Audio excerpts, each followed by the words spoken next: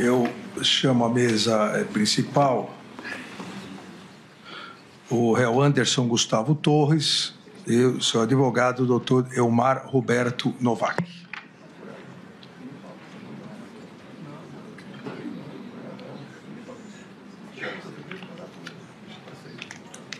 Por favor.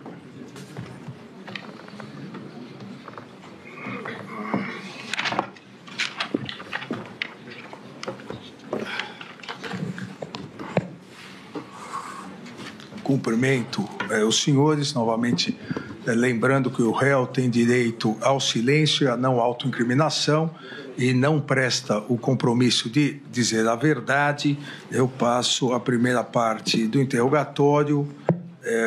O senhor reside aonde, doutor Anderson? Eu moro em Brasília, ministro. Brasília, a profissão? Eu sou delegado de Polícia Federal. Delegado de Polícia Federal. O senhor já foi preso ou processado alguma vez? Fui preso durante esse inquérito, dessa investigação. Mas não tem nenhum outro processo? Não, não tem.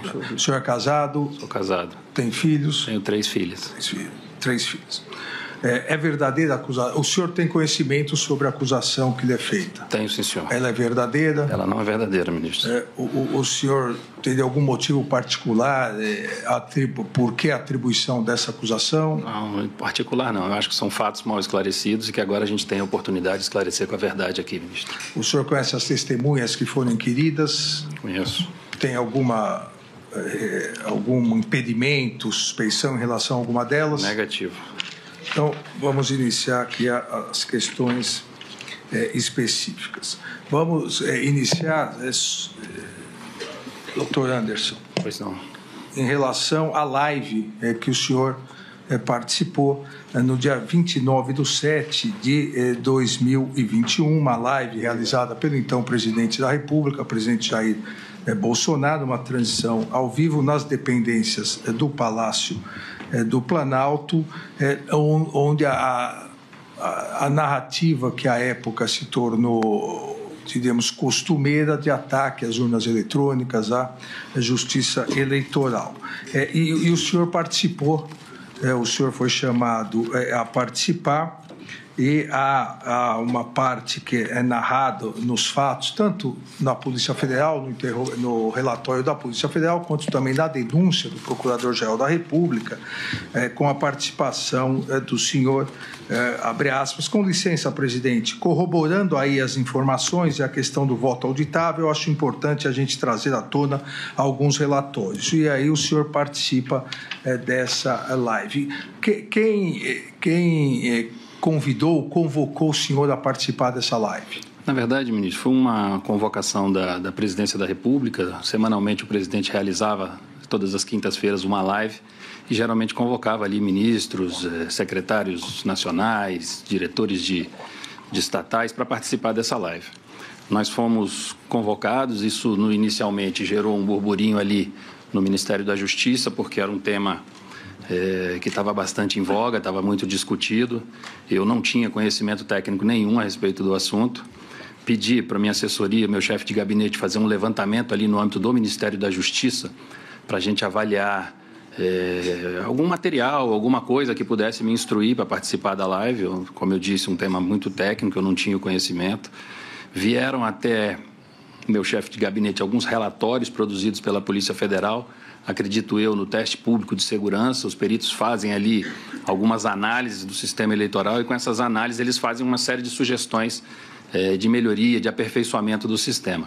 Isso veio até mim, meu staff ali leu tudo que veio, marcou com a caneta daquela Lumicolor ali tudo que eles entendiam que dissertava que eu poderia acrescentar numa live que tratasse sobre esse assunto, e assim foi feito. Eu peguei esse material, fui até o Palácio da Alvorada, foi uma live que durou 2 horas e 50 minutos, a minha participação é em torno de 4 minutos ao final, onde eu tive a oportunidade de ler esses relatórios.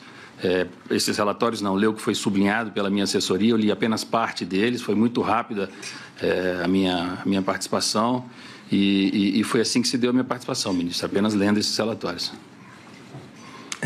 Seja antes dessa live, ou durante ou depois logo após essa live. Em algum momento, o então presidente Jair Bolsonaro pediu que o senhor, como ministro da Justiça, trouxesse elementos para corroborar essa narrativa de que as urnas eletrônicas eram fraudáveis? Na verdade, ministro, no âmbito do Ministério da Justiça, propriamente dito, sem ser através da Polícia Federal, nós não temos setor nem área nenhuma que trabalhe com essa questão de urnas eletrônicas. A Polícia Federal, a Polícia Judiciária Eleitoral, ela tem todo um interesse, ela faz as apurações, todas as informações de fraude ou de crimes eleitorais que chegam, ela apura isso, mas, tecnicamente falando, nós não temos nada que aponte fraude nas urnas eleitorais. Nunca chegou essa notícia até mim enfim, eu passava isso quando era questionado pelo presidente ou por qualquer autoridade, eu sempre passei isso, que nós não tínhamos tecnicamente nada a dizer sobre as urnas eletrônicas. Então, o senhor confirma o seu depoimento de 26/8/2022, que, além de confirmar a participação da live, o senhor disse, entre aspas, não foi possível depreender no material que teve acesso a existência de fraude ou manipulação de voto. Perfeito. O material que eu tive acesso, eram sugestões de melhorias às urnas eletrônicas. Vamos agora, doutor Anderson, passar para uma outra questão importante, que foi a sua participação na reunião ministerial realizada em 5 de julho de 2022. O senhor se recorda dessa reunião? Sim, senhor. O senhor foi convocado pelo presidente? Sim, senhor. Reunião ministerial dos 23 ministros. O senhor, nessa reunião ministerial, se manifestou sobre vários assuntos, vários trechos aqui, e eu vou ler alguns trechos, porque gostaria de saber exatamente o que o senhor quis dizer com essas manifestações. A palavra foi passada ao senhor na condição de então ministro da Justiça, o senhor primeiro iniciou dizendo: bom dia a todos, senhor presidente. Com a sua licença, eu venho falando um pouco sobre tudo isso aí que eu queria falar, e tudo isso aí foi a manifestação anterior do presidente com a narrativa contrária à justiça eleitoral, contra as urnas. E aí o senhor fala, abre aspas, tem muitos aqui que eu não sei nem se tem estrutura para ouvir o que a gente está falando aqui. Com todo respeito a todos, mas eu queria começar com uma frase que o presidente colocou aqui, que eu acho muito verdadeira. É o exemplo da Bolívia, é o grande exemplo para todos nós. Senhores, todos vão se foder. Eu quero deixar bem claro isso, porque eu não estou dizendo o que, eu quero que cada um pense no que fazer previamente, porque todos vão se foder. O que o senhor quis dizer isso? Numa reunião ministerial, onde... diríamos, o assunto deturpou por uma questão eleitoral, política eleitoral. O que o senhor quis dizer com isso, comparando a situação eleitoral do Brasil com a Bolívia, e que todos iriam...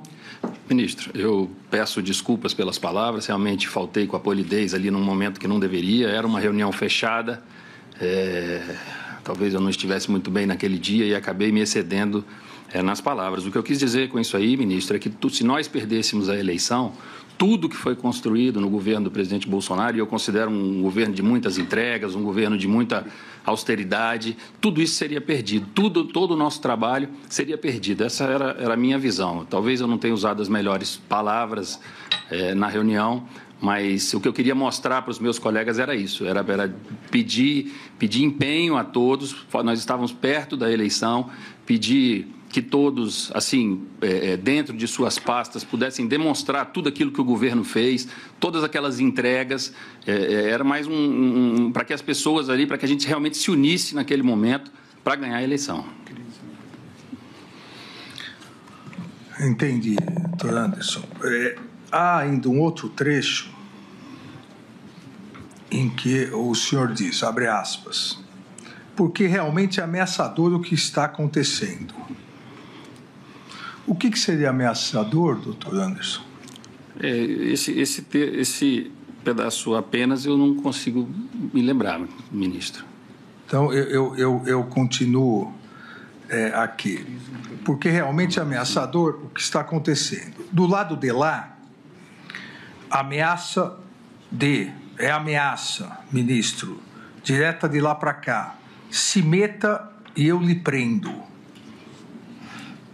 Isso seria uma referência ao Supremo Tribunal Federal? Não, de maneira nenhuma, ministro. Isso aí eu acho que é um momento muito acirrado na relação entre o Executivo e o Judiciário. Eu acho que eu fui um dos que mais me esforcei para que essa relação não se esbagaçasse. Eu tentei de todas as formas manter o diálogo, tudo, mas a gente sentia uma pressão.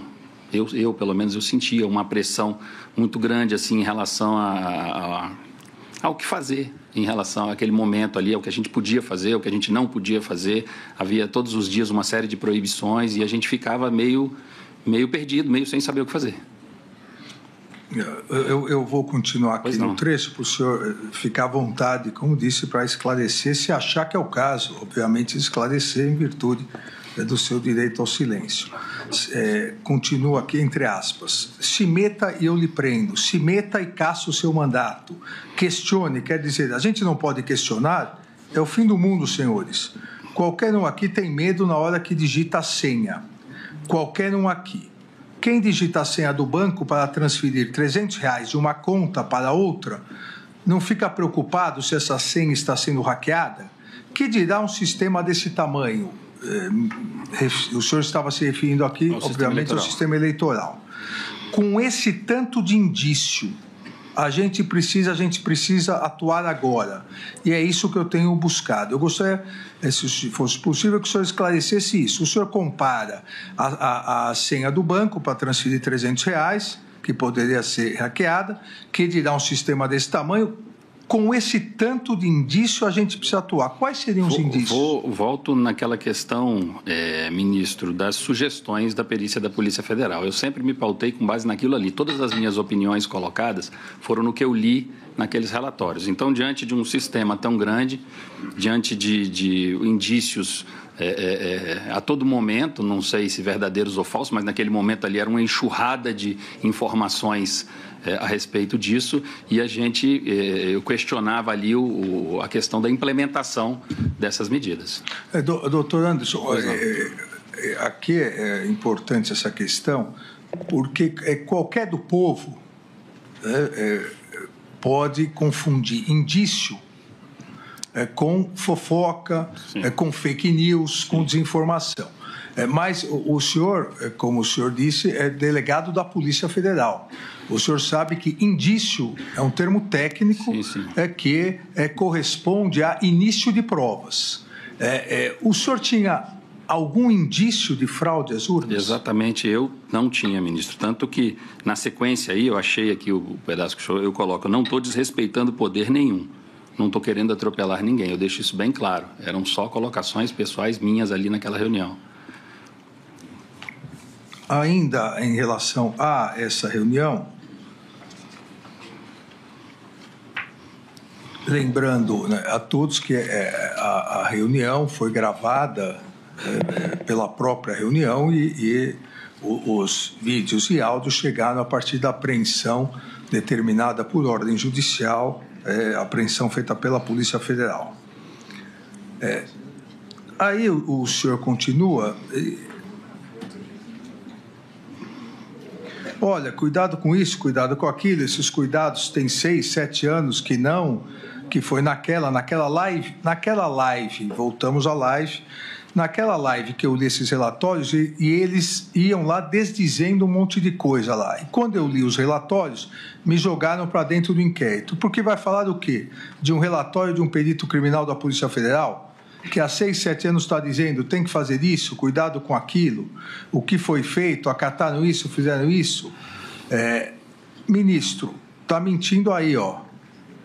Tudo que foi falado, esse aperfeiçoamento foi colocado. Agora vem as Forças Armadas fazer uma série de observações.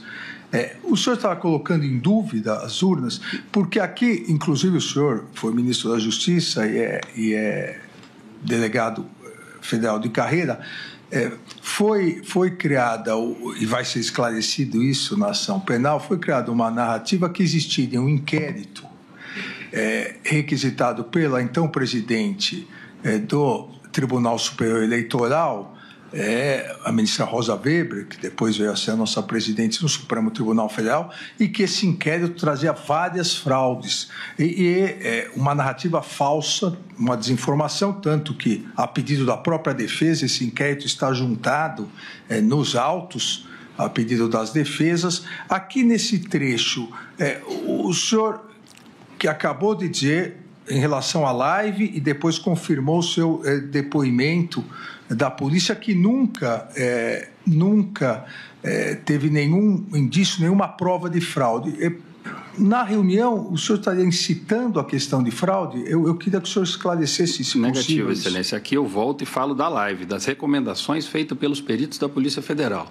Todas as minhas falas, eu nunca questionei a lisura do processo eleitoral, todas as minhas falas são em relação às sugestões de melhorias que os peritos me trouxeram naqueles documentos. Eu até tenho aqui os documentos, tenho o que eu li na live, enfim, são sugestões técnicas e foi nesse sentido que eu falei todas essas palavras aí, ministro. A denúncia, a acusação feita pela Polícia Federal, a acusação feita pelo Ministério Público, pela Procuradoria-Geral da República, com base na investigação feita pela Polícia Federal, coloca, inclusive, a existência, já foi recebida a denúncia aqui pela primeira turma, o núcleo 4, que é o núcleo 3, perdão, que é o núcleo de desinformação, coloca que havia, nesse contexto de preparação e depois execução de tentativa de golpe e atentado contra o Estado Democrático de Direito, um núcleo de desinformação. E esse núcleo de desinformação, a partir da produção de notícias falsas, notícias fraudulentas, é disseminado nas redes sociais. E nessa reunião, o senhor, eu também tive a honra e a possibilidade de ser ministro da Justiça, sabemos o peso que tem numa reunião ministerial a fala do ministro da Justiça em relação a questões criminais. O senhor diz, abre aspas, mas estamos aí, presidente, desentranhando a velha relação do PT com o PCC. A velha relação do PT com o PCC. Isso está vindo aí através de depoimentos que estão sendo há muito aguardados. Isso tudo está vindo à tona. Isso não é mentira. Então, muita coisa estão vindo à tona, muita coisa que a população sabe, mas tudo precisa ser rememorado. O senhor, porque das duas uma, ou o senhor tinha esses elementos, e aí tinha que tomar uma providência como ministro da Justiça, que não houve, ou o senhor não tinha esses elementos e aí contribuía com o núcleo de desinformação. Em que contexto foi dito isso, doutor Anderson? Ministro, a reunião foi no dia 5 de julho de 2022. 5 de julho de 2022, às vésperas da eleição. Sim, no dia 1º de julho de 2022, ministro, 4 dias antes, e no dia 2 de julho do mesmo ano, 3 dias antes, saíram essas duas matérias aqui, ministro, que eu até trouxe, uma matéria da Veja e uma da CNN. O título de uma, Marcos Valério delata a relação do PT com o PCC. A outra, em suposta delação, Marcos Valério cita suposta ligação do PT com o PCC. Foi com base nessas duas matérias, eu não tinha um conhecimento interno da Polícia Federal a respeito disso, mas foi com base nessas duas matérias que eu falei. Essas duas matérias, os depoimentos foram feitos à Polícia Federal e, muito provavelmente, disso aqui resultou uma investigação. Internamente na Polícia Federal, o senhor sabe que nós não temos acesso, eles cuidam lá dos procedimentos internos dele. Mas eu falei isso aí com base exclusivamente nessas duas matérias que tinham saído na mesma semana da reunião. Há também aqui, depois dessas declarações na reunião, há declarações, após as suas declarações, hoje réu, Walter Braga Neto, que, inclusive, em julho não era mais ministro, porque já estava desincompatibilizado, mas mesmo assim estava participando de um ato oficial no Palácio, numa reunião ministerial. Ele disse, saiu uma notícia agora dizendo, o Fachin dizendo que a auditoria não muda resultado da eleição. Não sei se os senhores já viram isso. Ao que o senhor responde, depois que der merda, não muda nada não. E nesse contexto, então, o presidente Bolsonaro afirmou que deveria tomar uma providência, mas não ficaria sozinho nessa guerra. Aqui, de novo, era um ataque às urnas eletrônicas e à justiça eleitoral? De maneira nenhuma, ministro. O que eu disse aí foi que se perder a eleição, já era. Se perder a eleição, não há mais o que fazer. Foi isso que eu quis dizer, claro que de uma forma aí mal educada, mas o que eu quis dizer ali era exatamente isso, que nós precisávamos trabalhar para ganhar a eleição. Doutor Anderson, vamos mudar agora o tópico, um outro tópico que acho que o senhor também tem interesse em ver esclarecido, que é a utilização indevida da estrutura da Polícia Rodoviária Federal, principalmente no segundo turno das eleições. E aqui num outro núcleo também denunciada, a denúncia já recebida, em relação à delegada de Polícia Federal, Marília Ferreira Alencar, então diretora de inteligência do Ministério da Justiça e Segurança Pública.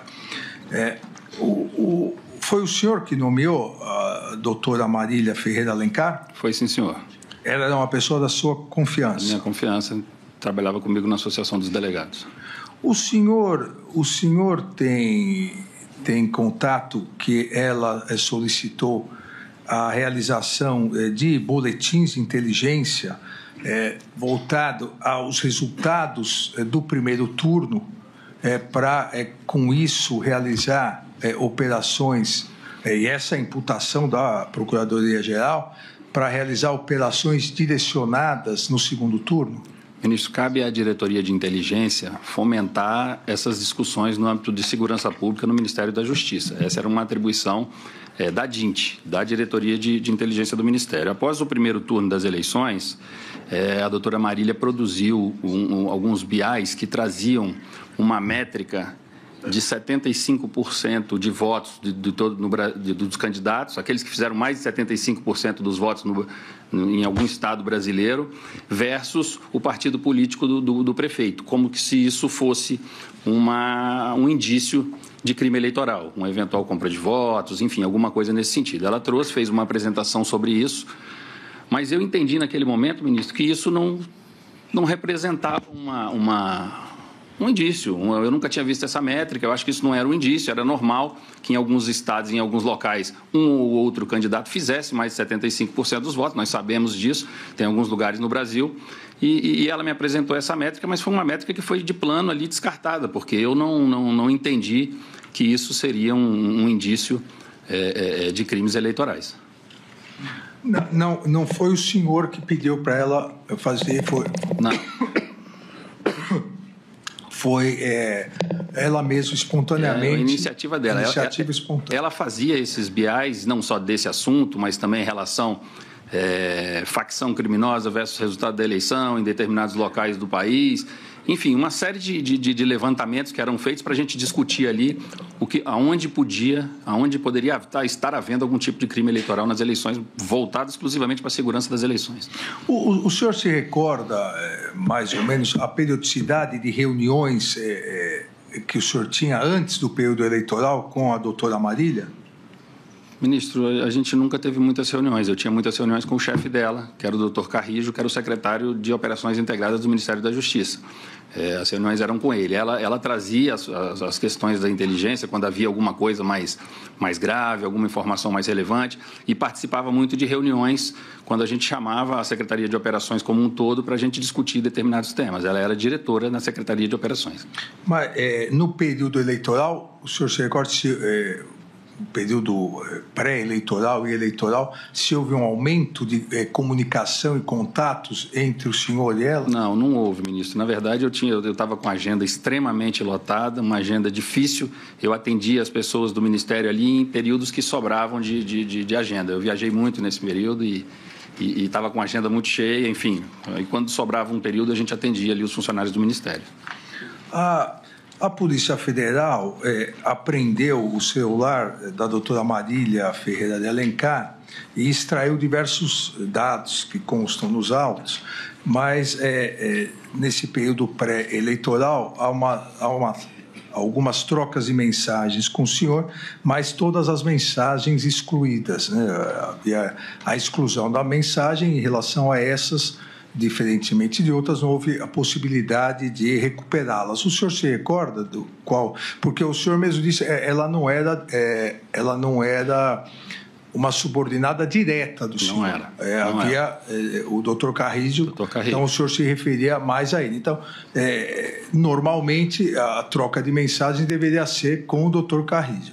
Então, o senhor se recorda? Não, pode ser matérias, ela me mandava muitas matérias jornalísticas, muita coisa que estava andando nos grupos da própria Polícia Federal, como ela estava na inteligência, ela monitorava isso, nós dois como delegados de carreira, muita coisa de interesse nosso ali andando nos grupos da Polícia Federal, ela fazia essa filtragem e me mandava bastante. Mas por que então essas mensagens o senhor excluiu, o senhor e ela excluíram? Ela? Eu acho que não fui eu que excluí, ministro. Está excluído para os dois, aquela exclusão. Sei, eu acho que não me recordo de excluir. Eu limpava meu telefone uma vez por semana, mas não me recordo de ter excluído. Porque, até aproveitando aqui essa questão, o seu aparelho celular não foi possível a análise, porque quando do seu retorno dos Estados Unidos, o aparelho ficou por lá. Houve o extravio do aparelho celular? Eu perdi meu telefone, ministro, ali, naquele momento. Acho que até aquele momento, o momento mais duro da minha vida, né? Eu, com 3 crianças pequenas nos Estados Unidos, saí daqui como secretário de segurança e saiu minha prisão no dia 10. Isso me deixou completamente transtornado. Eu não tenho vergonha de falar, realmente. Eu perdi o equilíbrio completamente com aquela notícia da prisão. 3 crianças pequenas nos Estados Unidos, a primeira vez, a realização de um sonho das crianças se tornou um pesadelo para mim. E nesse contexto eu acabei perdendo meu celular, perdi uns dólares, e isso foi muito ruim para a minha defesa, ministro. Como eu disse ao senhor, eu não tinha nada a esconder, tanto que cheguei aqui, forneci a senha da nuvem do celular para a Polícia Federal. Ali tinha muita coisa que me ajudaria, as mensagens que eu troquei no dia do 8 de janeiro, as mensagens que eu mandei desesperado lá dos Estados Unidos para o meu adjunto, apesar de que o celular dele foi periciado, o celular do governador Ibanez foi periciado, o celular da doutora Marília foi periciado, e mostra a lisura e a preocupação minha em relação a tudo que aconteceu, ministro. Foi extraído também do celular da doutora Marília, dados de extração, essa planilha de diversos partidos, desses dados, uma planilha enviada em dia 21 de outubro de 2022. O senhor teve contato com essa planilha? Se foi o documento que ela me apresentou em reunião, sim. Se não foi, não.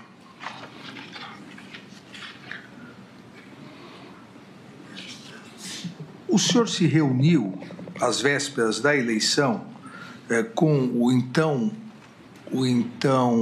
diretor da Polícia Rodoviária Federal, Silvinei Vasques, para tratar da operação que seria realizada no segundo turno das eleições? Nós fizemos uma reunião, ministro, no dia 19 de outubro, no Ministério da Justiça, uma reunião grande, onde estavam presentes lá os diretores, e quando eu digo os diretores, o diretor-geral, o diretor de combate ao crime organizado, o diretor de inteligência, assessores da Polícia Federal, da Polícia Rodoviária Federal, da Secretaria de Operações Integradas do Ministério da Justiça e o meu staff do gabinete. Era uma reunião com aproximadamente 15 a 20 pessoas ali no Ministério da Justiça, para tratar sobre a operação eleições.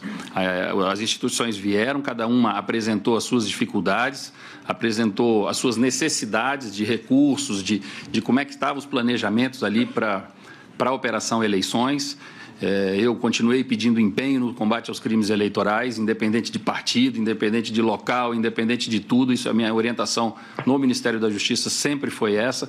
E nós fizemos apenas essa reunião, onde foi tratado exatamente das questões gerais da operação eleição. Como o senhor sabe, nós, através do Centro Nacional de Comando e Controle, nós, Ministério da Justiça, a gente acompanha no dia da eleição toda a questão da segurança pública da eleição. É nossa responsabilidade ali monitorar online tudo que está acontecendo no Brasil. Nós temos representantes lá praticamente das 27 secretarias de segurança pública e a segurança pública e a garantia do direito ao voto para o eleitor brasileiro, isso é muito caro para o ministro da Justiça, para o Ministério da Justiça. Então, nós fizemos essa reunião para preparar o dia da eleição para que tudo transcorresse sem problemas.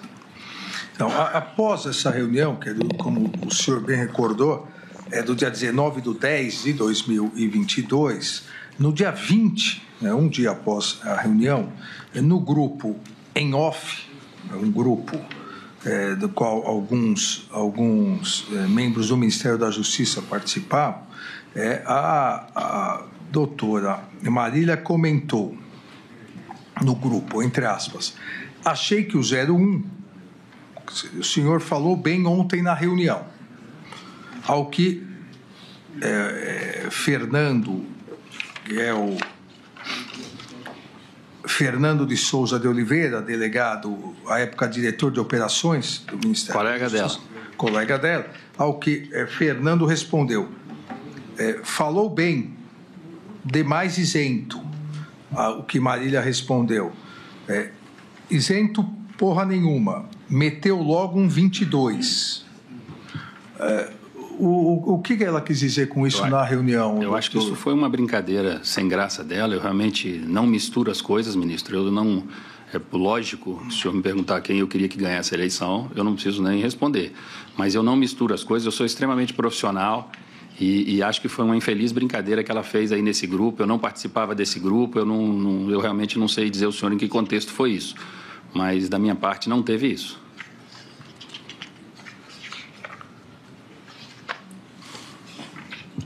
O senhor logo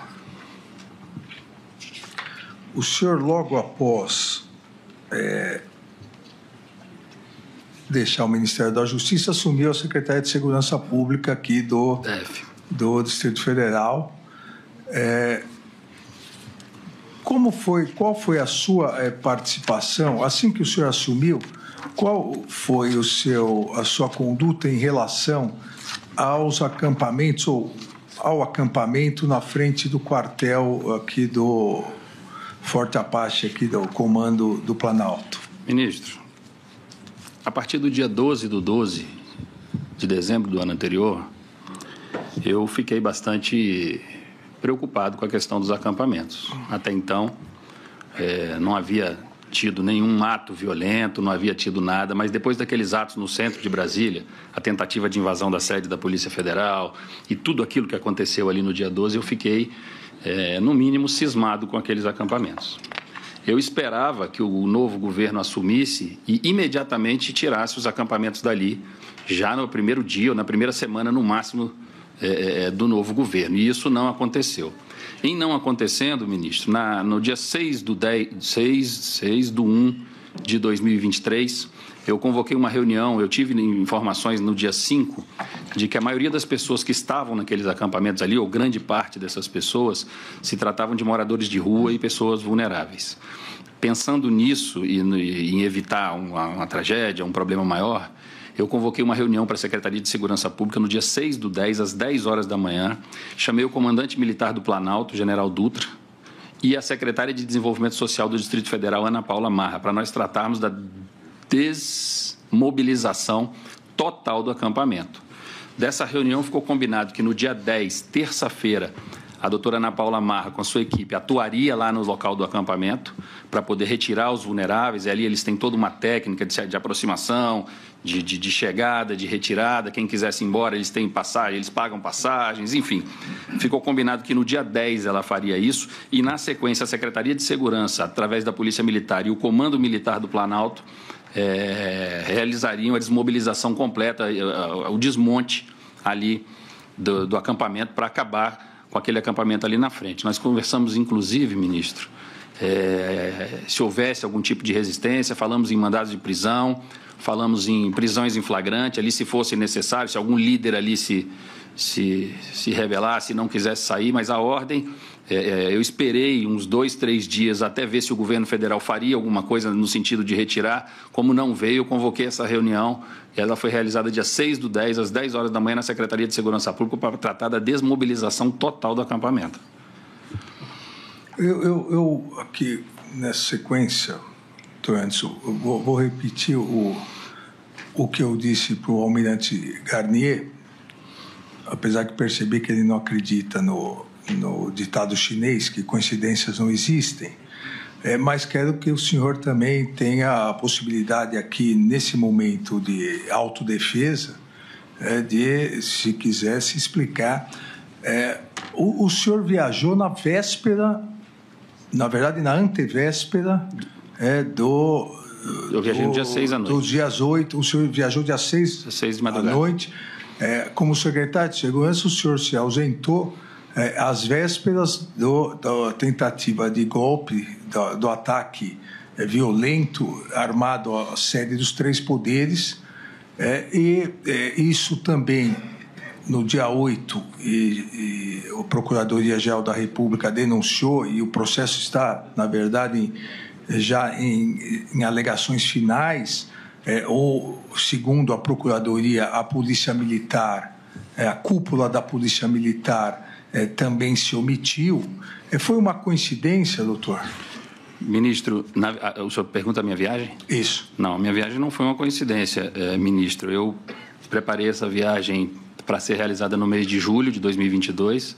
Em razão da sobrecarga de trabalho, eu não consegui viajar. Eu prometi isso para minhas filhas. Qual a data? Eu viajaria em julho de 22. Ah, certo. Certo? No verão lá. E até foi bom, porque os preços lá no verão são diferenciados e eu não consegui fazer essa viagem no mês de julho e adiei para as férias escolares das crianças. Eu comprei as minhas passagens, ministro, ainda no dia 21 de novembro de 2022, quando não havia tido nenhum tipo de manifestação violenta aqui no Distrito Federal. O senhor perceba que o primeiro dia que teve manifestações que chamaram a atenção foi no dia 12/12. Não foi coincidência, foi férias programadas, férias com a minha família, programadas para tirar. Eu já estava com as férias marcadas desde julho do ano anterior. Isso tudo está nos autos, Excelência.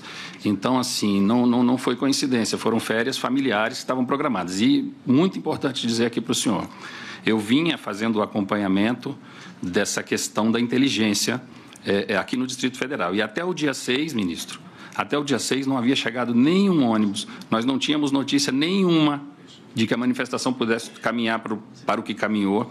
Eu acompanhei ali até às 18h40, se eu não me engano, foi a última mensagem num grupo que eu vinha acompanhando ali, a mensagem da inteligência que fazia esse acompanhamento online, e nós não tínhamos relatos de que acontecer, de que a coisa tomaria o rumo que tomou a partir do dia 7 e do dia 8. Mesmo assim, em viagem, eu trouxe aqui até algumas mensagens que eu troquei com o meu secretário executivo, ainda no dia 7 à noite, ele me tranquilizando, dizendo que estava tudo ok, que tudo estava sob controle aqui em Brasília. E outra coisa, ministro, antes de sair, ao mesmo tempo que estava tendo aquela reunião que eu falei para o senhor, do general Dutra, essa reunião era na sede da Secretaria. Ao lado da Secretaria tem a SOP, que é a Subsecretaria de Operações da Secretaria. Estava acontecendo uma reunião com várias entidades, inclusive representantes do Supremo Tribunal Federal, para tratar do protocolo de ações integradas, que é o que cabe ao secretário de Segurança do Distrito Federal sempre que tem uma manifestação, um evento, um jogo de futebol, um show, qualquer coisa. O secretário de Segurança Pública do Distrito Federal, a subsecretaria prepara um protocolo de ações integradas, onde vem todas as instituições interessadas no assunto, no caso a Polícia Militar, a Polícia Civil, o Corpo de Bombeiros, o DETRAN, enfim, uma série de instituições interessadas no assunto. Tem-se uma reunião ali, estabelece um monte de protocolos para todas aquelas instituições, e esses protocolos têm que ser cumpridos aí ao longo do evento, ou do show, ou do jogo, seja lá o que for. Eu gostaria, ministro, se o senhor me permite, de dizer algumas coisas aqui. Eu quero ler, porque é muita coisa, rapidinho, o que ficou previsto nesse protocolo de ações integradas, ministro, para que fosse cumprido no dia aqui. Foi um protocolo, eu assinei esse protocolo, sou eu que confirmo esse protocolo, eu assinei esse protocolo às 3h28 da tarde, do dia 6, e o protocolo previa o fechamento da esplanada dos ministérios, o isolamento da Praça dos Três Poderes, isso é muito importante, vedada a utilização pelos participantes de instrumentos capazes de produzir lesões corporais e danos ao patrimônio, tais como os mastros de bandeira e material de cano PVC, material metálico, madeiras ou assemelhados, garrafas ou utensílios de vidros, facas, canivetes e objetos pontiagudos, mesmo de uso para alimentação. Tudo isso o PAI previa.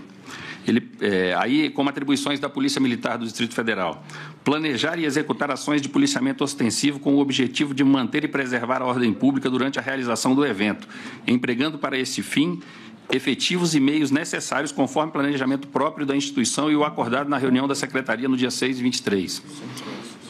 Impedir que os manifestantes utilizem objetos, materiais ou substâncias capazes de produzir lesão ou causar dano durante a marcha. Ficar em condições de empregar tropa especializada em controle de distúrbio, no caso de perturbação da ordem. Não permitir acesso a pessoas e veículos à Praça dos Três Poderes, conforme tratado em reunião do protocolo de ações. Manter o reforço do efetivo nas adjacências / perímetro interno dos prédios públicos de toda a extensão da esplanada dos ministérios, Congresso Nacional e Praça dos Três Poderes, bem como na Estação Rodoviária de Brasília. Então, ministro, eu viajei de certa forma, tranquilo. Eu tinha deixado esse protocolo assinado, tudo isso aqui para ser cumprido. Na reunião com o general Dutra, eu esqueci de colocar para o senhor, ele pegou o celular dele e falou: Anderson, olha aqui, ó, os acampamentos há 2 meses atrás. Aí ele: Anderson, olha o acampamento agora de manhã. Ele me mostrou isso, ministro. Essa foi a imagem que não me saiu da cabeça. O acampamento há 2 meses atrás, gente, caminhão, lotado o acampamento. Naquela manhã, praticamente não se via pessoas, só se via tendas. Ele tinha as imagens daquele dia do acampamento. Então, foi nesse contexto, ministro. Eu viajei adotando todas as providências que o secretário de Segurança do Distrito Federal tem que tomar, principalmente deixando esse protocolo de ação integradas assinado para que fosse cumprido. Não, doutor Anderson, desse protocolo que o senhor acabou de fazer a leitura, nós podemos observar que no dia 8 nada foi respeitado. Houve a liberação para a esplanada dos ministérios, não houve o isolamento da Praça dos Três Poderes, houve a autorização ou a omissão para que os manifestantes utilizassem armas brancas, mastros, ou seja, eu entendo o que o senhor diz aqui, até porque juntado aos autos esse protocolo, mas por que nada foi cumprido? Ministro. O senhor mesmo disse que, apesar de estar à distância, estava em contato com o seu secretário executivo. Estava. Ministro, apontar é difícil apontar, mas eu também não posso deixar de colocar aqui. Eu vejo que houve uma falha muito grave no cumprimento do protocolo. Houve uma falha muito grave no cumprimento do protocolo. O senhor perceba aqui que aqui prevê tropas especializadas, prevê o isolamento da Praça dos Três Poderes, que é uma coisa muito séria. Esse protocolo de ação integrada, ministro, para a gente que entende aqui do Distrito Federal, ele é considerado um protocolo gravoso, porque ele impacta muito na vida do brasiliense. O fechamento da esplanada impacta muito na vida do brasiliense. É uma coisa que a gente faz em poucos casos. Não são em muitos casos. Quando eu li esse protocolo à tarde que eu assinei, eu falei: esse protocolo está de bom tamanho para as informações que a gente tem, porque ele era um protocolo que eu chamo de gravoso, entendeu? E realmente, ministro, houve uma falha grave no cumprimento desse protocolo. É por isso que eu digo ao senhor, eu fui surpreendido com isso no domingo, né? Quando eu vi o que estava acontecendo aqui no domingo, eu tive informações, pedaços de informações, porque eu estava num parque na Disney. Quando eu tive a informação, eles já tinham entrado no Congresso e no Palácio do Planalto. Eu, desesperado, mando uma mensagem para o meu secretário executivo, uma mensagem que, inclusive, foi mal interpretada, que eu falei: não deixe chegar ao Supremo, porque o Supremo ainda estava preservado naquele momento. Eu mandei essa mensagem para o meu secretário executivo e liguei diversas vezes para o comandante da PM para perguntar para ele o que estava acontecendo, onde é que houve a falha, mas ele estava no meio da confusão, ele praticamente não me atendeu ali naquele momento. Eu falei rapidamente com ele, liguei para o governador, liguei para o Procurador-Geral de Justiça do DF, fiquei desesperado, liguei para todo mundo, porque eu realmente, do jeito que eu deixei as coisas, coisas em Brasília, é inimaginável que acontecesse o que aconteceu no 8 de janeiro, ministro. A grande verdade é essa. O protocolo teve uma falha grave no cumprimento dele. Agradeço, doutor Anderson. Vamos agora a um último assunto importante. O senhor participou de alguma reunião com o presidente da República, onde o senhor teria dado aconselhamento jurídico, respostas jurídicas sobre a decretação de um estado de exceção após as eleições de 2022? Jamais, ministro. O presidente da República, eu acredito que ele me nomeou como ministro da Justiça e Segurança Pública com base na nossa expertise em segurança pública. É um grande problema que o país vive hoje e que vivia também. E a gente atuou muito. Eu sempre brinco que nós transformamos o Ministério numa máquina de segurança pública, numa máquina de combate ao crime organizado. E foi nesse sentido. Assessoramento jurídico, o presidente tinha via SAGE e via Advocacia Geral da União. Eu nunca prestei assessoramento jurídico ao presidente, nem em relação a esses temas que o senhor me perguntou, nem em relação a outros temas. Eu não fazia assessoramento jurídico do presidente da República. O senhor nunca participou de uma reunião com o presidente onde esse assunto foi tratado? Nem com o presidente. Com todo respeito, eu já adianto um pouquinho. Eu vi nos autos aí que disseram que eu participei em reunião com os comandantes. Eu nunca participei em reunião com os comandantes de força para tratar desse tipo de assunto e nem nenhum outro tipo de assunto com eles.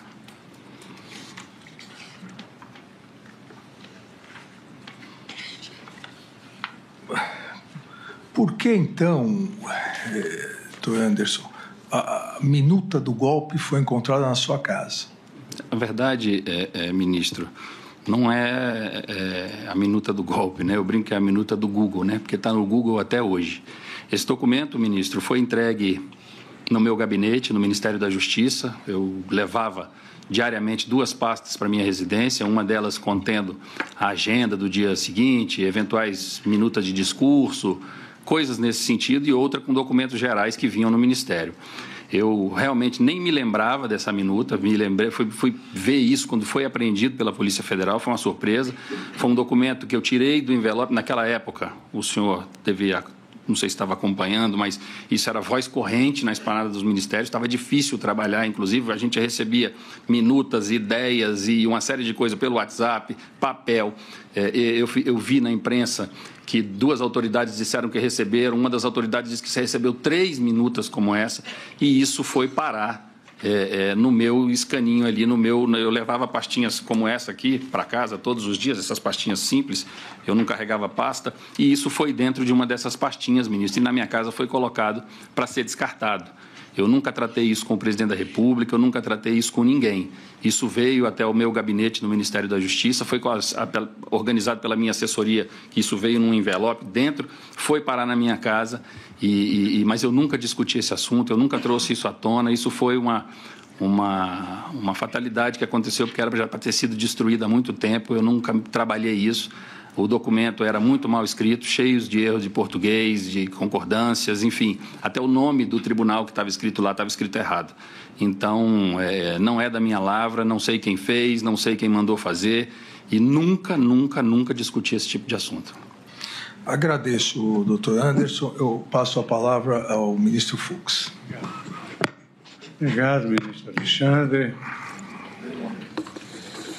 Eu tenho uma pergunta aqui em relação a esse protocolo. Quer dizer, tem prova nos autos que o senhor comprou a passagem antes. Dia 21 tem prova nos autos dia dessa... 21 de novembro, ministro. 21 de novembro. E aí o senhor deixou um protocolo pronto. Pronto. Para que fosse executado. Quem deveria cumprir esse protocolo? O protocolo foi assinado por várias agências, cada um com as suas obrigações. O próprio Supremo assinou o protocolo, assinou assim a reunião do protocolo. Então, por exemplo, o Supremo ficou responsável de colocar os gradis aqui em volta, o Congresso Nacional de colocar os gradis mais à frente com a polícia e tal. Então, cada um tinha a sua obrigação. Agora, o coração do protocolo, a grande obrigação, as grandes obrigações ali do protocolo eram da Polícia Militar do Distrito Federal. a eles cabia fazer a segurança, cabe fazer a segurança da esplanada, eles têm toda uma expertise disso, eles fazem isso há 65 anos, desde que Brasília é Brasília, então essa expertise e a grande maioria das obrigações ali cabia à Polícia Militar do Distrito Federal. Qual era a sua posição nesse dia 8 de janeiro? Como assim minha posição, ministro? Sua função. Eu era o secretário de Segurança Pública, estava de férias. Mas ainda era o secretário? Eu ainda era o secretário de Segurança Pública. Satisfeito. Agradeço ao ministro Fux. Passo a palavra ao Procurador-Geral da República. Sem perguntas, senhor ministro. Agradeço, iniciando a nossa sequência, a palavra ao doutor César Bittencourt, advogado do réu delator.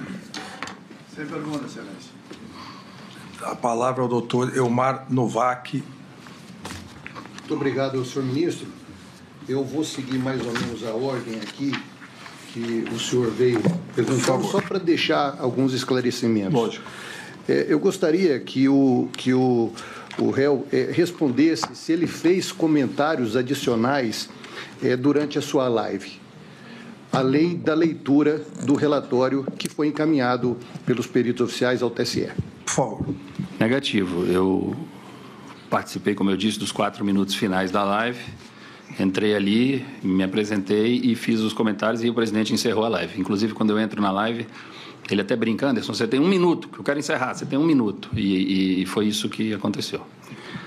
Eu quero só ler aqui um trecho da denúncia, senhor ministro, que diz o seguinte: ouvido pela Polícia Federal, em 26 de 8 de 2021, Anderson Gustavo Torres confirmou a participação na live realizada pelo ex-presidente e admitiu que mentira na transmissão. Isso o senhor confirma? O senhor podia repetir? Eu também não entendi bem. Porque ele diz o seguinte no trecho: confirmou a participação na live. Certo. E admitiu, então, que mentira na transmissão, reconhecendo que não foi possível depreender do material que teve acesso a existência de fraude ou manipulação de voto. Exato. Eu não tratei de fraude nem de manipulação de voto. Eu não admiti que menti em momento algum.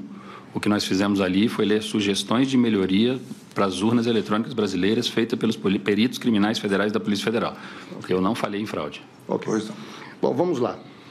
Na reunião que teve com a PRF, em algum momento houve o direcionamento do policiamento ou de operações? Jamais. Desculpa. Por favor. Jamais. Ali a orientação foi combate aos crimes eleitorais, independente de bandeira, independente de cor, independente de local, que fosse feitas as operações no Brasil inteiro, visando o combate aos crimes eleitorais. E nós tivemos a eleição, uma das mais seguras da história. Em relação à eleição anterior, tivemos 24% a menos de procedimentos de polícia judiciária instaurados na eleição de 2022. Isso quer dizer, isso mostra o resultado da prevenção, que a gente não trabalha só com repressão a crimes eleitorais, a gente trabalha na prevenção a crimes eleitorais. E isso funcionou muito bem na eleição de 2022. Senhor ministro, eu gostaria também de saber do réu se o Ministério da Justiça costumava intervir nas operações da Polícia Federal e da Polícia Rodoviária Federal. E se especificamente no planejamento das eleições houve interferência do Ministério da Justiça. Não houve interferência nenhuma. O Ministério da Justiça atua como uma parte estratégica, não é uma parte operacional. As instituições têm toda a liberdade para fazer seus planejamentos e eles são apresentados ao Ministério da Segurança Pública apenas por formalidades para compor o processo e para justificar, muitas vezes, até a descentralização de recursos. Tá. Senhor ministro, eu gostaria de ler aqui mais um trecho da denúncia, que, no meu entender, houve aqui uma confusão, talvez feita pela PGR, induzido pela Polícia Federal. Ele traz o seguinte, que a movimentação atípica, isso na página 82, a movimentação atípica dos denunciados entre os 2 turnos eleitorais também foi percebido pelo aumento dos pedidos de reunião de Marília com Anderson Torres. O objetivo escuso, segundo a denúncia, dos encontros com Anderson Torres foi explicitado em trocas de mensagem. E ali ele cita, Fernando de Oliveira deu conta de que o chefe o chamou e combinou um encontro no 13º andar, ao tempo que Marília respondeu que estava muito ansiosa e doida para poder fazer alguma coisa.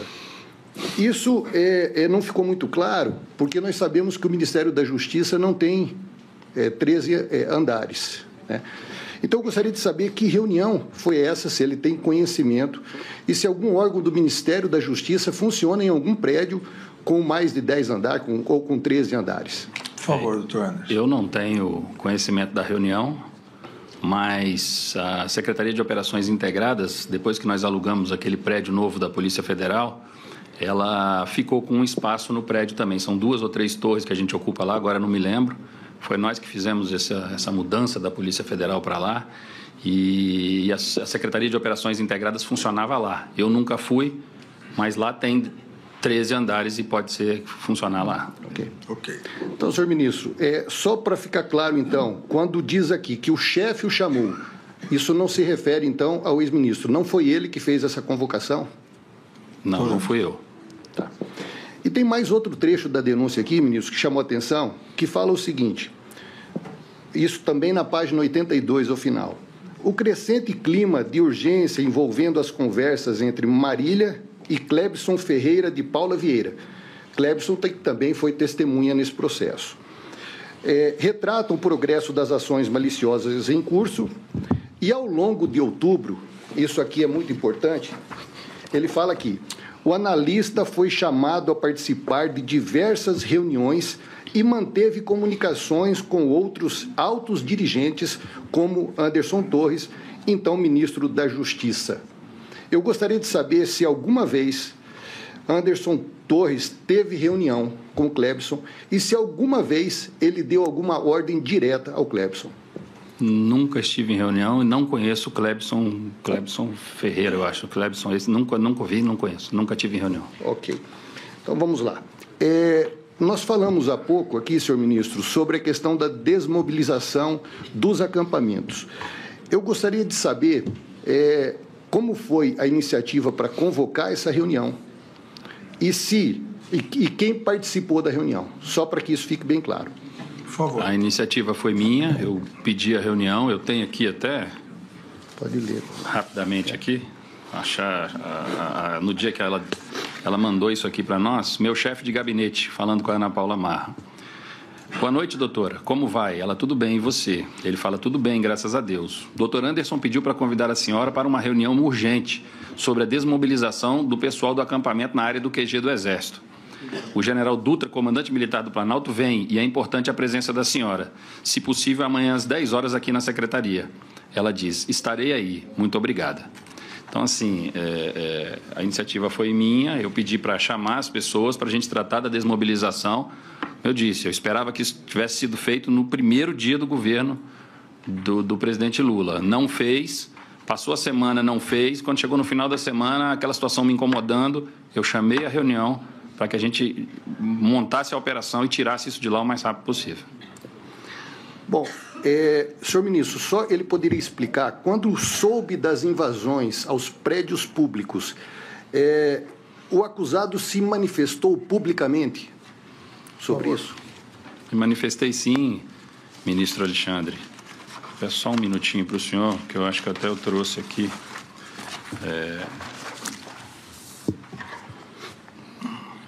No dia 8/1, às 15h26, eu coloquei cenas lamentáveis agora na esplanada dos ministérios. Determinei ao setor de operações da Secretaria do Distrito de Segurança Pública do Distrito Federal providências imediatas para o restabelecimento da ordem no centro de Brasília. Isso às 15h26. Só um segundo, senhor ministro. Se ele puder repetir o horário e a data das publicações e fazer a leitura, seria importante. Isso foi imediatamente. Quando eu estava lá nos Estados Unidos, foi no dia 8/1, às 15h26. Aí, às 16h23, eu coloquei criminosos não sairão impunes. E às 16h25, eu coloquei inconcebível a desordem e inaceitável desrespeito às instituições. Determinei que todo o efetivo da PM e da Polícia Civil atue firmemente para que se restabeleça a ordem com a máxima urgência.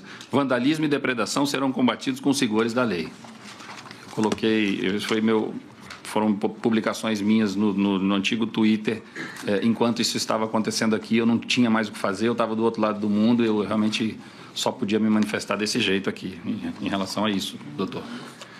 Bom, só agora pegando um gancho um pouco aqui, senhor ministro, na pergunta que foi feita pelo senhor ministro Fux, muita propriedade, eu gostaria só que ele explicasse o seguinte, no caso da ausência justificada do secretário, fica acéfala a secretaria? De maneira nenhuma. Nós temos um secretário executivo que assume imediatamente, e o regimento da secretaria diz qualquer afastamento. Então, para qualquer afastamento do secretário, o secretário executivo assume, como assumiu o doutor Fernando naquela sexta-feira quando eu viajei. A gente continua se falando ali, ele manda as mensagens para mim. E a gente, me dá um minutinho, ministro, só para eu... Fica tranquilo. Eu preparei uma papelada aqui, mas eu sempre me enrosco. Aqui. No dia 7/1, sábado, quando eu cheguei nos Estados Unidos, que eu viajei a noite toda, quando eu cheguei lá, ele mandou: bom dia, chefe, tudo tranquilo? Aí eu respondi para ele, não sei por quê, porque eu não estava no contexto, eu respondi sobre o pessoal do acampamento. Aí ele me responde, ok. Aí eu coloco, tranquilo. Ele falou, estamos monitorando desde ontem com o CIOB, que é o Centro Integrado de Operações de Brasília. As primeiras providências já foram tomadas por precaução, baseadas na inteligência. Fechamos parte da esplanada. Aí eu coloco, ok, atualize o governador. Aí tá. Aí no dia 7 à noite ele manda, boa noite, chefe. Desculpe perturbar o senhor em viagem. Só para dar o último informe. Eu combinei com o governador de passar informações 4 vezes ao dia para ele. Manhã, hora do almoço, final da tarde e final da noite. Então, falei com ele agora e no final da noite vou mandar um áudio. Na síntese do que está acontecendo, mas até agora está tudo controlado. Isso na noite do dia 7. Só para deixar o senhor informado. Abraço. Isso foi mensagem do meu secretário executivo falando comigo. A secretaria, em momento algum, fica acéfala e, enfim... Todas as providências aí para o dia 8, o protocolo de ação integrada, tudo ficou assinado, ficou tudo certinho. Bom, eu pergunto também, senhor ministro, se ele deixou o secretário que estava respondendo pela secretaria em contato com o governador. Perfeitamente. Ele ficou com contato, mandou várias mensagens de áudio para o governador até... Eu não sabia disso, claro, foi uma relação entre ele e o governador, mas o governador juntou isso aos autos quando estava nos autos. E eu tive acesso aos áudios, ele realmente tranquilizando o governador. Como eu disse, ministro, eu vejo uma falha grave na execução do protocolo de ação integradas, entendeu? Eu acho que a secretaria fez o trabalho dela, como sempre faz em qualquer evento de Brasília. Hoje, se tiver um evento em Brasília, uma hora dessa lá, estão fazendo um PAI. A subsecretária que fez o PAI em depoimento aqui nesse processo, ela disse que já fez mais de 600, é uma coronel da PM, ela já fez mais de 600, então o senhor percebe que é uma pessoa experiente, é uma pessoa que lida com isso a vida toda, e então ficou tudo a contento aí, aqui no Distrito Federal, nada ficou acéfalo. Senhor ministro, ele falou rapidamente sobre a questão do PAI, que estabelecia aí atribuições para as instituições. Eu gostaria só de entender se a PM tem subordinação direta com a Secretaria de Segurança aqui no DF. Ministro Alexandre. Doutor. Isso é importante. Doutor, não provoca. Ministro Alexandre, importante. eu vou até pegar aqui, senão eu vou apanhar. Espera aí, um minutinho. Leia. Um minutinho, eu vou ler aqui. Isso é uma questão, ministro, muito complexa. Essa é uma questão muito complexa aqui no Distrito Federal, e se o senhor me perguntar já de antemão se eu concordo, eu não concordo. Mas não me cabe concordar. E o senhor fez muito bem a intervenção, porque em São Paulo, ministro, em São Paulo, a Lei 616 de 1974, ela dispõe que a Organização Básica da Polícia Militar estabelece expressamente que a Polícia Militar subordina-se hierárquica, administrativa e funcionalmente ao secretário de Segurança. Isso em São Paulo. Agora, aqui no Distrito Federal, ministro, em 1977 veio a Lei Orgânica da Polícia Militar do Distrito Federal e ela trazia essa subordinação ao secretário de Segurança. Mas em 1986 isso foi revogado e ficou apenas a vinculação ao secretário de Segurança. Mas pior do que isso, na minha opinião, e aí é minha opinião, é que em 2009 veio a Lei 12.086 e acabou inclusive com a vinculação. A Polícia Militar hoje ela é subordinada diretamente ao governador do Distrito Federal. Então, a Secretaria de Segurança Pública aqui do Distrito Federal, quando a gente fala que ela faz a integração das forças de segurança, é o que restou para a Secretaria de Segurança Pública do Distrito Federal. É fazer essa integração, trazer as forças, mas hoje ela se subordina, tem todas as relações administrativas e funcionais ao governador do Distrito Federal. Bom, eu tenho mais duas questões e muito no rapidamente. No interrogatório, o juiz não pode contraditar o réu. A sorte do senhor, doutor. Muito obrigado, ministro. Vamos lá. Bom, eu gostaria só de falar, senhor ministro, sobre a transição. Eu gostaria de saber como foi a transição do Ministério da Justiça, se Anderson Torres recebeu ordem para fazer a transição e por que, então, ele deu início e quando a transição do MJ, se é que deu, se houve isso. Pode. Senhor ministro, após a eleição, após o segundo turno da eleição, eu acho que já no dia seguinte à eleição, eu fui ao Palácio da Alvorada me solidarizar com o presidente pela perda da eleição e informei a ele que iria dar início à transição de governo. Ele autorizou fazer e assim eu fiz, comecei a preparar todo o material, pedi para todos os secretários nacionais prepararem seus materiais das secretarias. Se eu não me engano, logo que o ministro Flávio Dino foi indicado para ser o ministro da Justiça, não sei se no primeiro ou no segundo dia, eu o recebi no Ministério da Justiça, com todos os meus secretários alinhados aqui, com pastinha na mão. Ele trouxe uma equipe, ele sentou ao meu lado, a equipe sentou de frente para a minha equipe, e eu coloquei todas as secretarias à disposição do ministro Flávio Dino. Daí em diante, a transição começou, eles conversando diretamente as áreas técnicas ali, e eu acredito, porque na sequência eu fui a Araraquara inaugurar uma delegacia da Polícia Federal, São José do Rio Preto, e escutei uma entrevista do ministro Flávio Dino, na Hora do Brasil, em alguma coisa assim, ele falando que já havia encerrado os trabalhos de transição. Então, o nosso ministério foi um dos primeiros, se não o primeiro, a começar e terminar a transição de governo. Eu gostaria de saber se ele recebeu uma ordem de alguém para dar início a essa transição ou foi iniciativa própria. Por favor. Eu comuniquei, claro, não faria isso sem comunicar ao presidente da República, eu comuniquei ao presidente da República, ele autorizou e eu dei início à transição. E para finalizar, senhor ministro, eu gostaria só que ele explicasse rapidamente, que ele disse aqui no momento em que foi questionado por Vossa Excelência, que a perda do telefone dele foi muito ruim para a defesa.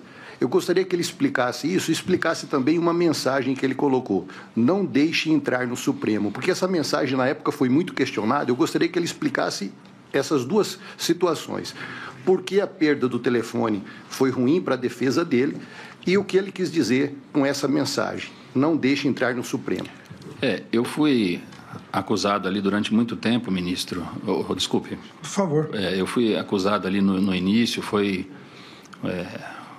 volto a dizer, foram os piores dias da minha vida, como se eu fosse o grande arquiteto de tudo que tinha acontecido, pelo fato de ter trabalhado com o presidente Bolsonaro e estar na secretaria. Então, o meu celular, as minhas mensagens, a clareza com que eu trato as questões, o profissionalismo com que eu sempre tratei o meu trabalho e as coisas, isso ajudaria muito. Tanto é que, volto a dizer, que todos os celulares que foram periciados, que tinham mensagens comigo, que tratavam comigo sobre os assuntos, o senhor perceba que eu sempre trato de forma profissional, eu sempre coloco a coisa como ela tem que ser. Eu não fico dourando a pílula, eu trabalho, eu sou muito sério em relação ao meu trabalho. E em relação à mensagem que eu mandei, naquele momento de desespero ali para o doutor Fernando, foi porque as cenas que eu recebi, aí eu comecei a receber cenas num grupo de WhatsApp, ali de inteligência, eles iam mandando recortes do que estava acontecendo aqui, porque eu não conseguia ver online o que estava acontecendo aqui, eu não conseguia acessar a televisão, eu estava na rua com minhas filhas lá nos Estados Unidos, eu recebi uma imagem onde eu via a rampa do Congresso ali tomada de gente e o Palácio do Planalto já invadido. E aí o Supremo não estava invadido. E aí eu mandei a mensagem, não deixe chegar ao Supremo, já que o estrago já está feito nesses dois órgãos, por favor, não deixe chegar ao Supremo. Ressalto, ministro, uma observação, enfim, eu fiz no depoimento da Polícia Federal, vou fazer aqui também, me chama muita atenção também a facilidade com que os manifestantes invadiram o Palácio do Planalto, tá? Um dos locais mais seguros que eu conheço é o Palácio do Planalto, me chamou a atenção a forma rápida com que invadiram aquilo lá e começaram a fazer aquela quebradeira.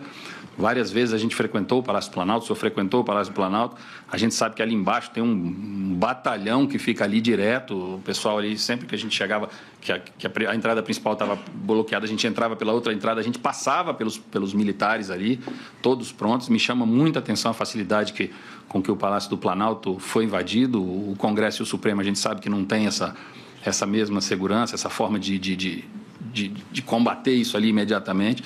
Me chamou muita atenção isso, mas a mensagem foi mandada nesse sentido. O Supremo ainda estava preservado naquele momento que eu mandei a mensagem, ministro. Ok. Sem mais perguntas, ministro. Obrigado. Agradeço, doutor. Eu pergunto ao doutor Paulo Renato se tem alguma questão. Não, excelência, sem perguntas. Doutor Demóstenes. Sem perguntas, excelência. Doutor Matheus. Sem perguntas, excelência. Doutor Paulo Amador. Bom dia, ministro. Bom dia, ministro Fux. Bom dia, ministro Gonet. Sem perguntas, excelência. Doutor Andreu. Sem perguntas, excelência. Doutor Rodrigo. Agradeço, então. Ministro, só uma observação Por favor. rápida. Uma frase que eu sempre falei nos meus depoimentos e que eu não disse aqui, mas eu faço questão de dizer. Se o protocolo de ação integradas, o PAI, tivesse sido cumprido à risca, o 8 de janeiro não teria acontecido em Brasília. Isso o senhor pode ter certeza disso. Agradeço ao doutor Anderson, agradeço também ao doutor Novak. Muito obrigado. Obrigado.